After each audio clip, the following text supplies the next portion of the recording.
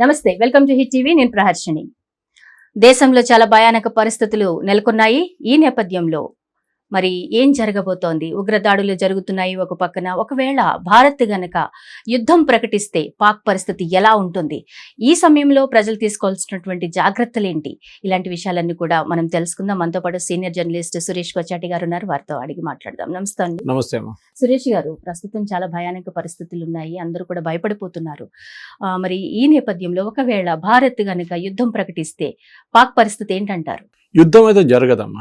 ఎందుకంటే ఇప్పుడు జరిగే ప్రసక్తి లేదు అసలు. ఎందుకంటే ఫస్ట్ ఆఫ్ ఆల్ మనకు ఫుల్ ఫ్లెజ్ వార్ అక్కడ వెళ్ళక్కర్లేదు. మనకు టార్గెటెడ్ ఐడెంటిఫికేషన్ ఉంటుంది. మోదీ గారు చెప్పారు చూడండి, ఇది ఎవరు చేశారో వాళ్ళ పని మనం చూసుకుంటామని.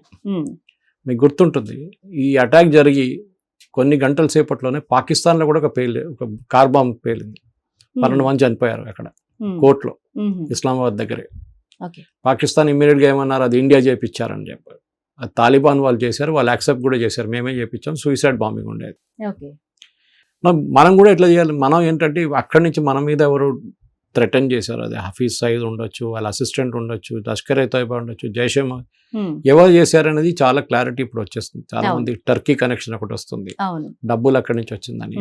అది కాకుండా పాకిస్తాన్ వైపు నుంచి ఉన్న కాంటాక్ట్, హఫీజ్ సయీద్ వాళ్ళ సిస్టర్ తో టచ్ లో ఉన్నాయి, డాక్టర్ షహీన్ ఇక్కడ నుంచి చాలా క్లారిటీ వచ్చేస్తుంది ఎవరని చెప్పేసి. ఆల్రెడీ హఫీజ్ సయీద్ ఫ్యామిలీ మొత్తం మనం ఫినిష్ చేసేసాం ఆ బాంబ్ మన అటాక్ లో, ఆపరేషన్స్. ఇప్పుడు ఎవరైనా మిగిలి ఉంటే వాళ్ళని కూడా ఫినిష్ చేసుకోవచ్చు, ప్రాబ్లం ఉండదు. మనం ఇప్పుడు చెప్పి కొట్టకూడదు, చెప్పకుండా కొట్టాలి. ఎందుకంటే మనం ఇప్పుడు వాళ్ళు కంప్లీట్గా రెడీ ఉంటారు, ఇవాళ బాంబు వేస్తారో రేపు వేస్తారని చెప్పి. మనం so we should not do that. మనం ఎప్పుడు చేయాలంటే అప్పుడే చేయాలి. ఇప్పుడు మీరు చూసుంటారు, ఫస్ట్ మనం పుల్వామా జరిగిన తర్వాత ఒకసారి మనం అటాక్ చేసాం, ఉరీ అటాక్ చేసాం. దాని తర్వాత రీసెంట్లీ పెహల్గాం జరిగినప్పుడు అటాక్. మనం ఎప్పుడైనా 12 రోజులు తీసుకున్నాం మినిమం. ప్లానింగ్ టైం పడుతుంది. సర్జికల్ స్ట్రైక్ సపరేట్ ఉండే, ఎందుకంటే రిస్క్ చాలా ఎక్కువ. సోల్జర్స్ ఫిజికల్ గా పాకిస్తాన్ లో ఎంటర్ అయ్యారు, మళ్ళీ రిటర్న్ వచ్చేదాకా ఒక్కరు కూడా చనిపోతే మోదీ మీద పడతారు అందరు కలిసి. Second was attack on Balakot attack లో మనం ఎయిర్క్రాఫ్ట్ యూజ్ చేసాం. ఒక ఎయిర్క్రాఫ్ట్ డౌన్ అయింది, అభినందన్ది. తర్వాత ఆయన కూడా రిటర్న్ తీసుకొచ్చేసాం. Risk was medium. థర్డ్ టైంలో జరిగినప్పుడు ఏంటంటే అక్కడ మనం అసలు రిస్క్ మనకు చాలా తక్కువ ఉండే, ఎందుకంటే మన ఎయిర్క్రాఫ్ట్ అంతా మన ఏరియాలోనే ఉండే. మనం పాకిస్తాన్ ఎంటర్ చేయలేదు, ఇక్కడ నుంచి మిసైల్స్ కొట్టాం, మనం బ్రహ్మోస్ లాంటివి యూజ్ చేసాం. సో రిస్క్ 3 ఫ్యాక్టర్స్లో ఉంటుంది. ఇది కాకుండా ఇజ్రాయెల్ వాళ్ళు మీరు చూసుంటారు చాలా మటుకు, వాళ్ళు మొసాడ్ని ఎట్లా యూజ్ చేస్తారని, వాళ్ళ సీక్రెట్ ఏజెన్సీ కదా. వాళ్ళు ఎన్నో చోట్ల, ఒక్కటో రెండు కాదు, వాళ్ళ ఎనిమీస్ ఎక్కడెక్కడ ఉన్నారో ఒక హోటల్ లోపల వెళ్ళి, రూమ్ లోపల వెళ్ళి కొట్టేసి బయటకు వచ్చి, దేశం నుంచి పారిపోయిన తర్వాతనే దుబాయ్లోని అథారిటీస్ తెలిసి నేను చనిపోయాను. ఇరాన్లో మీరు చూసుంటారు, ఒక హమాస్ లీడర్ వచ్చి అక్కడ ఉన్నప్పుడు ఆయన అక్కడ కొట్టారు. ఇక్కడ హెజ్బుల్లా చీఫ్ నస్రుల్లాని ఇక్కడ కొట్టారు లెబనాన్లో. మిగతా చాలా మందిని అట్లనే వాళ్ళు యహ్యా సిన్వార్ని గాజాలోనే కొట్టారు. వాళ్ళ ప్లానింగ్ చాలా మెటిక్యులస్. వాళ్ళ ఒక మనిషిని కొట్టాలంటే చైర్ మీద కూర్చుని అదే మనిషిని కొడతారు, వాళ్ళ పక్కన ఉన్నది ఏమేం కాదు వాళ్ళిద్దరికి. టార్గెటెడ్ కిల్లింగ్ అని మనం కూడా అదే చేయాలి. So we need not do mass killing, targeted killing. అది కూడా మన టైం, మన చూసింగ్, మనం చేయాలి, ఎప్పుడు మనం డిసైడ్ చేస్తాం. సో దే విల్ బి, వాళ్ళకి ఎప్పుడు భయం ఉంటుంది, ఎప్పుడు తిరిగి చూస్తారు. ఆల్రెడీ ఒకసారి యుద్ధంలో వాళ్ళు ఓడిపోయారు, మన ప్రతిభ ఏంటో వాళ్ళు చూశారు. అయినా కూడా మరొకసారి దాడికి వాళ్ళు యత్నించారు అంటే ఇది ఒక రకంగా తెగించారని మాట్లాడుకోవాలి, ఆలోచించి. ఎందుకంటే సామూహికంగా కొన్ని కోట్ల మందిని లేపేయాలి, చంపేయాలి, మారణ హోమం సృష్టించాలి అని వాళ్ళు పన్నిన పన్నాగాలు ఒక్కొక్కటి బయటపడుతుంటే వెన్నులో వణుకు పుడుతోంది. అటువంటిప్పుడు మనం ఎందుకు నిగ్రహంగా ఉండాల్సిన అవసరం లేనే లేదు అసలు. ఈ టైంలో ఖచ్చితంగా యుద్ధం రావాలి అని కోరుకునే ఇండియన్స్ కూడా చాలా మంది ఉన్నారు. ఎలాంటి యాక్షన్ ఉంటుందంటారు? భారత్ సత్తా ఇంకోసారి చూపించాల్సినటువంటి అవసరం టార్గెటెడ్ ఉంటుంది. చాలా క్లియర్ గా చూడండి, నెక్స్ట్ 1 వీక్ 10 డేస్ తర్వాత ఎవడో ఒక అన్నోన్ గన్ మ్యాన్ వెళ్ళి ఇట్లాంటి 2-3 క్యారెక్టర్స్ ఉన్నారు పాకిస్తాన్ లో, వాళ్ళని కొట్టేస్తారు. అక్కడే మెసేజ్ వెళ్ళిపోతుంది, అన్నోన్ గన్ మ్యాన్. తాలిబాన్ వాళ్ళు ఏం చేస్తారో మనకు తెలియదు, వాళ్ళు కూడా ఏమైనా చేయొచ్చు. ఆ భయం ఉండాలి. హిందీలో అంటారు డర్ అచ్చా హే అంటారు, మంచిదే. భయం ఉండాలి వీళ్ళకి, ఎప్పుడు వీళ్ళు వచ్చి కొడతారో ఇండియన్స్ అని తెలియకుండా టెన్షన్లో ఉండాలి. టెన్షన్లో బతకాలి. రాత్రి నిద్రపోతున్నప్పుడు కూడా పొద్దున్న లేస్తామా లేదా అని డౌట్ ఉండాలి వాళ్ళకి. కానీ మన దగ్గర ఇప్పుడు జరిగిన ఇన్సిడెంట్ ఏం జరిగిందంటే, ఈ అటాక్లో, టెర్రరిస్ట్ అటాక్లో వాళ్ళు ఏం చేశారు, కశ్మీరీస్ని యూజ్ చేశారు. పాకిస్తాన్ వైపు నుంచి ఎవరిని తీసుకురాలేదు. అవును, మన వాళ్ళనే మన మీదకి. సో వాళ్ళు ఏమంటారు, మేమేం చేయాలండి, మీ వాళ్ళే చేశారు కదా, అవును. మా మీద అంత కూర్చోబడుతున్నారు. ఉమ్, మనం కూడా అదే అంటాం, కరెక్ట్ మీరు బాగా చెప్పారు, ఉమ్, మీరు చేయలేదు, ఉమ్, మీ ఇక్కడి నుంచి కొంతమంది చేయించారు, వాళ్ళు మేము చూసుకుంటాం. ఉమ్, మీ వాళ్ళు కాదు కదా, మీరు అంటున్నారు కదా హఫీజ్ సయీద్ మదర్ లేడు, అవును, ఇక్కడ లేడు, దావూద్ ఇబ్రాహిం లేడు, అవును. సరే నో ప్రాబ్లం, మేము ఆయన కొట్టేస్తే తర్వాత మీకు చెప్తాం ఆయన ఉన్నాడు అక్కడే, మీరు చూసుకోండి ఒకసారి వెళ్ళండి. So it will be a targeted hit. అది మనం, ఐఎమ్ నాట్ అన్ ఎక్స్పర్ట్, కానీ ఎట్లా జరుగుతుందో ఏం జరుగుతుందో అని అజిత్ దోవల్ కానీ, డిఫెన్స్ మినిస్టర్ రాజ్నాథ్ సింగ్ కానీ, హోమ్ మినిస్టర్ అమిత్ షా కానీ, ప్రధానమంత్రి నరేంద్ర మోదీ డిసైడ్ చేస్తారు. అక్కడ పాక్ సామాన్య ప్రజలు చాలా దుర్భర పరిస్థితుల్లో జీవితం గడుపుతున్నారు. ఎందుకంటే వాళ్ళకి తినడానికి తిండి కూడా లేదు. వాళ్ళు చూస్తే సమ్ టైమ్స్ మనకి జాలేసిన పరిస్థితులు కూడా ఉన్నాయి. వాళ్ళకి సరైన ఆయుధాలు కూడా లేవు. కానీ పాలకులు ఎందుకు వాళ్ళ దేశ ప్రజల గురించి ఆలోచించకుండా కయ్యానికి కాల్దూతున్నారు? అది ఎందుకంటే పాకిస్తాన్ క్రియేట్ చేసింది ఎందుకు, మనం వాళ్ళకి ఒక ముస్లిం స్టేట్ అంటే ముస్లిం కంట్రీ కావాలన్నారు మహమ్మద్ అలీ జిన్నా. దాని తర్వాత భారతదేశంలో ఓటింగ్ జరిగింది, ముస్లిమ్స్ ఓట్ చేశారు. వాళ్ళేమన్నారు, 97% మంది మాకు సపరేట్ దేశం కావాలని చెప్పారు. కానీ 95% మంది అక్కడికి వెళ్ళలేదు. పార్టీషన్ చేసి ఇచ్చిన తర్వాత ఆల్మోస్ట్ పాకిస్తాన్లో ఉన్న ముస్లిమ్స్ అక్కడే ఉన్నారు, అక్కడ ఉన్న హిందువులు పారిపోయి ఇక్కడికి వచ్చేసారు చాలామంది. అది కాకుండా ఇక్కడి నుంచి కొంతమంది ముస్లిమ్స్ అక్కడికి వెళ్ళారు. ఇప్పుడు మీరు ఓల్డ్ సిటీకి వెళ్తే ఇప్పుడు కూడా చెల్లె ఎక్కడ ఉంటుంది, అక్క అక్కడ ఉంది, అన్న అక్కడ ఉన్నాడు, తమ్ముడు ఇక్కడ ఉన్నాడు, అట్లనే పార్టీషన్ అయిపోయింది అనమాట. కానీ అది అట్లా నడుస్తుంది చాలా సంవత్సరాలు, ప్రాబ్లం లేకుండా. కానీ లాస్ట్ ఒక 10-15 సంవత్సరాలని టెర్రర్ ప్రాబ్లం స్టార్ట్ అయింది, especially జమ్మూ కాశ్మీర్ నుంచి. ఇప్పుడు మన పాకిస్తాన్ ప్రజల గురించి ఆలోచిస్తున్నప్పుడు గాజా గురించి ఆలోచించుకోండి మీరు. గాజాలో ఆ రోజు అక్టోబర్ 7వ తారీఖు జరిగిన దాడి ఇజ్రాయెల్ మీద టెర్రరిస్ట్ ఒకరు చేయలేదండి. గాజా నుంచి చాలా మంది సివిలియన్స్ కూడా వచ్చారు, వచ్చి వాళ్ళు కూడా తుపాకీలు తీసుకొచ్చి వాళ్ళు కూడా చంపారు. హాస్టేజెస్ గుంజుకొని తీసుకెళ్లారు వాళ్ళ బండ్లు, మీరు చూసుంటారు. అందరు హమాస్ టెర్రరిస్ట్ లేకుండా దాంట్లో చాలా మంది ఉన్నారు, కానీ సివిలియన్స్ కూడా చేశారు. సో మనం ఒకటి మాట అర్థం చేసుకోవాలి, ఈ అమన్ కి ఆశ, అది ఇది బిర్యానీలు తినిపించడం అంతా నాన్ సెన్స్. అక్కడున్న ప్రజలకు కూడా భారతదేశం అంటే కోపం ఉంది. ఇది ఎక్కడ వస్తుందంటే, అంబేద్కర్ గారు చాలా మంచిగా పుస్తకం రాశారు, దాంట్లో ఆయన అన్నారు, the actual transfer of population జరగలేదు. మనం వాళ్ళకి పాకిస్తాన్ ఎందుకు ఇచ్చాం, 97% మంది అన్నారు మాకు పాకిస్తాన్ కాదు. మీ 97% మంది ఎందుకు వెళ్ళలేదు అక్కడికి, మీరు 30% ఇక్కడ ఉండిపోయారు, 30 నుంచి 40% ఇక్కడ ఉండిపోయారు. మళ్ళీ మేము అది ఎందుకు ఇచ్చాం మీకు, మళ్ళీ మీకు ఇచ్చిన జగకి మీరు వెళ్ళాలి. Actual transfer of population never took place అని అంబేద్కర్ గారు రాశారు. సో బిగ్ ట్రేస్టీ అని రాసిన చాలా మంచి రీసెర్చ్ బేస్డ్ ఫ్యాక్ట్ అనమాట. కానీ ఈ అటాక్ జరిగినప్పుడు కూడా మనం ఒక మాట గుర్తుపెట్టుకోవాలి, పాకిస్తాన్ ఆర్మీ వాళ్ళ సివిలియన్స్ నుంచి వస్తారు కదా, కూడా బయట నుంచి తయారు చేసి తీసుకురారు కదా, ఈ టెర్రరిస్ట్ కూడా అక్కడ ఉన్నోలే కదా. సో వీళ్ళందరూ కలిసి ఉన్నారు. మనం వాళ్ళ మీద బాధపడక్కర్లేదు, ఆట లేదు, తినడానికి తాగడానికి నీళ్ళు లేదంటే ఓకే, వాళ్ళు సఫర్ అవుతున్నారు.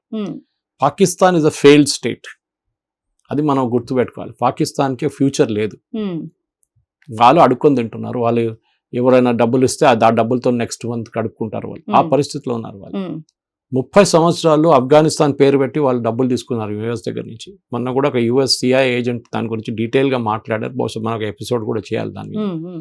ఎట్లా పాకిస్తాన్ న్యూక్లియర్ వెపన్స్, మీకు గుర్తుంటుంది దీనికన్నా ముందు బహుశా ఎక్కడ చెప్పాను ఇంకెక్కడ చెప్పాను, గడ్డి తిన్నానే మేము బాంబు తయారు చేస్తాం అన్నారు జుల్ఫికర్ అలీ భుట్టో. గడ్డి తింటాం కానీ బాంబు తయారు చేస్తాం, దట్ ఈస్ న్యూక్లియర్ బాంబు చేశారు. దాని తర్వాత వాళ్ళు ఏమన్నారు, we will bleed India with 1000 cuts అన్నారు. దాని భుట్టో కూడా అన్నారు ఒకసారి. అది అంటే 1000 సార్లు భారతదేశాన్ని మేము, అది వాళ్ళ మెంటల్ సైకేలో ఉంది. అది మీరు సివిలియన్స్ని ఆర్మీని సపరేట్ పెట్టకండి. పాకిస్తాన్ అందరూ ఒకటే సార్, మనలా కాదు. మన దేశంలో హ్యూమన్ రైట్స్ మాట్లాడతాడు ఒకడు, ప్రెస్ ఫ్రీడమ్ గురించి మాట్లాడతాడు ఒకడు, ఎందుకు వాళ్ళని అటాక్ చేయాలంటారు. వాళ్ళు చూడు వాళ్ళ సివిలియన్స్ ఏం చేశారు పాపం, నథింగ్ లైక్ దట్. వాళ్ళు కూడా దీంట్లో కుమ్మక్కై ఉన్నారు. బహుశా అందరు కాదు, అగైన్ ఒక 60 to 70% పాకిస్తాన్ పాపులేషన్ చాలా సింపథెటిక్ ఈ టెర్రరిస్ట్కి. ఎందుకంటే రిలీజియన్ వాళ్ళకి చాలా ఇంపార్టెంట్. మనం ఒక మాట గుర్తుపెట్టుకోవాలి. ఎవరో అన్నారు ఒకసారి, religion is opium for masses అని. ఒకసారి మీద తెచ్చేస్తే తలకెక్కేస్తుంది. సో అదే జరుగుతుంది పాకిస్తాన్లో. దట్ కాఫీర్ని చంపాలి. సో దానికోసం చేస్తున్నారు. దేశం మా పుస్తకాలు రాసుకుని మేము అదే చేస్తున్నాం, తప్పేం చేయట్లేదని. Possible, correct. కానీ మీరు మా మీద ఎందుకు వస్తున్నారు? మీకు ఇంకా ఎవరో చాలా దేశాలు ఉన్నాయి కదా, మీరు యూఎస్కి వెళ్ళండి, మీరు చేశారు కదా ఒకసారి 9/11. దాని తర్వాత తెలిసింది కదా ఏం జరిగింది అక్కడ.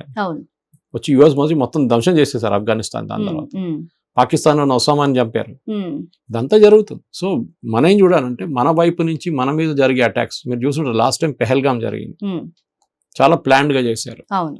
కానీ పాకిస్తాన్ నుంచి కొంతమంది టెర్రరిస్ట్ వచ్చారు. ఈసారి వాళ్ళు హోమ్ గ్రోన్ టెర్రరిస్ట్ ని యూజ్ చేశారు. ఉమ్, సో కొంతమంది అడిగారు ఈ హోమ్ గ్రోన్ ఏంటని అడిగారు. నేను చెప్పాను హోమ్ గ్రోన్ ఏం లేదు, వాళ్ళని బ్రెయిన్ వాష్ చేసి, అది కూడా ఎడ్యుకేటెడ్ పీపుల్, ఉమ్, ఏదో ఇల్లిటరేట్ ఫెలో అంటే అనుకోవచ్చు. కానీ ఇది ఇట్లాంటి పరిస్థితి చేస్తే డెఫినెట్ గా భారతదేశం రియాక్షన్ ఉంటుంది.